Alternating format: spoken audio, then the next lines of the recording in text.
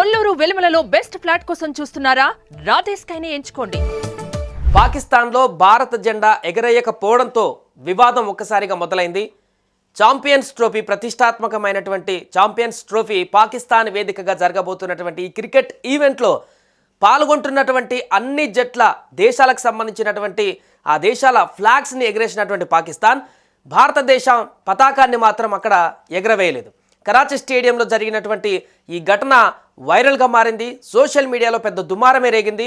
పాకిస్తాన్ ప్రభుత్వం తీసుకున్నటువంటి ఈ యొక్క అనాలోచిత నిర్ణయం, పాకిస్తాన్ క్రికెట్ బోర్డు తీసుకున్నటువంటి ఈ తప్పిదం కారణంగా తీవ్ర విమర్శలు ఎదుర్కొంది. అయితే దీనికి పాకిస్తాన్ కప్పిపుచ్చుకునేటువంటి ప్రయత్నం కూడా చేసింది.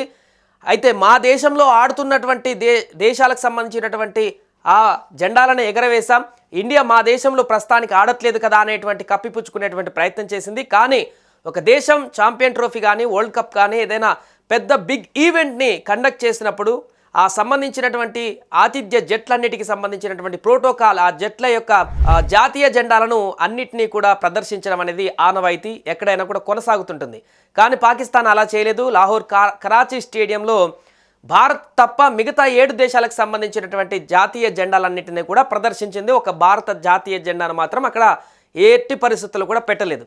అయితే దీన్ని ఈ రకంగా పాకిస్తాన్కి సంబంధించిన అధికారులు కప్పిపుచ్చే ప్రయత్నం చేశారు. కానీ అంతర్జాతీయంగా వచ్చినటువంటి ఒత్తిళ్లు, సోషల్ మీడియాలో విపరీతమైనటువంటి వ్యతిరేకత, చాలామంది దీనిపైన పాకిస్తాన్ తీరుని ఎండగట్టడం, రకరకాల ఫోర్సుల కారణంగా తలొగ్గి పాకిస్తాన్ దిమ్మ తిరిగి ఇప్పుడు మరలా అదే స్టేడియంలో భారతీయ జాతీయ జెండాను కూడా పెట్టుకోవాల్సిన పరిస్థితి నెలకొంది. సో ప్రస్తుతం ఎట్టకేలకు తలొగ్గినటువంటి పాకిస్తాన్ క్రికెట్ బోర్డు ఇప్పుడు కరాచీ స్టేడియంలో 8 జట్లతో కూడుకున్నటువంటి జాతీయ జెండాను, అన్ని జట్లకు సంబంధించినటువంటి జాతీయ జెండాను, ఈ టోర్నీ ఛాంపియన్ ట్రోఫీలో పాల్గొంటున్నటువంటి క్రికెట్ టోర్నమెంట్లో పాల్గొంటున్న అన్ని జాతీయ జెండాలను కూడా, అన్ని దేశాల జాతీయ జెండాలను కూడా ఎగరవేసింది. దీంతో మొన్న జరిగినటువంటి తప్పిదాన్ని సరిదిద్దుకున్నట్టుగా మారింది. సో దీంతో పాకిస్తాన్ వక్రబుద్ధి మరోసారి బయటపడిందంటూ చాలామంది ఇండియన్స్ కామెంట్ చేయడం జరిగింది. ఆ తర్వాత ఎట్టకేలకు పాకిస్తాన్ ఇలాంటి చర్యలు గతంలో అనేక రకాలుగా ఇలాంటి చర్యలు, దుందుడుకు చర్యలు చేస్తూ మరలా ఇలాంటి వ్యతిరేకత రాగానే మరలా యూటర్న్ తీసుకొని యాజ్టీస్గా ముందుకు వెళ్ళడం అలవాటే అంటూ కూడా కామెంట్ చేస్తున్నారు. ఏదేమైనా కూడా స్పోర్ట్ ఈవెంట్కి సంబంధించి ఇలాంటి ఈవెంట్స్లో కూడా రాజకీయ ఆలోచనలను పక్కకు పెట్టి అదొక పాజిటివ్ వేలో ముందుకు వెళ్ళాలి తప్ప ఇలాంటి ఇతరులను నొప్పించేటువంటి విధంగా, లేదా ఎక్కడైతే తమకు అనుకూలమైనటువంటి వాతావరణం దొరుకుతుందనేటువంటి విషయాలని పరిగణలోకి తీసుకోకుండా టోర్నమెంట్ కండక్ట్ చేయాలంటూ కూడా అందరూ ముక్తకంఠంతో చాలామంది సీనియర్ క్రికెటర్లు కూడా దీనికి సంబంధించి ఖండించారు. అప్పుడు జాతీయ జెండా ఎగరేయకపోవడం వల్ల. దుబాయ్లో ఇండియా ఆడబోతుంది ఛాంపియన్ ట్రోఫీ. ఆ మ్యాచ్లు ఎవరెవరితో ఆడబోతున్నారో దానికి సంబంధించి అన్ని మ్యాచ్లు కూడా.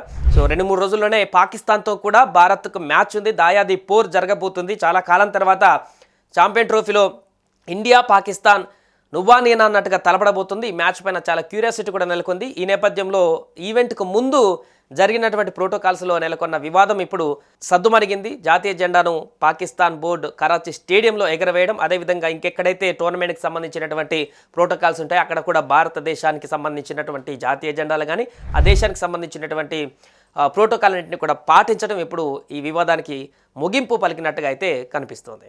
సుమన్ టీవీలో మీ పర్సనల్ అండ్ బిజినెస్ ప్రమోషన్స్ కోసం కింది నెంబర్కి కాంటాక్ట్ చేయండి.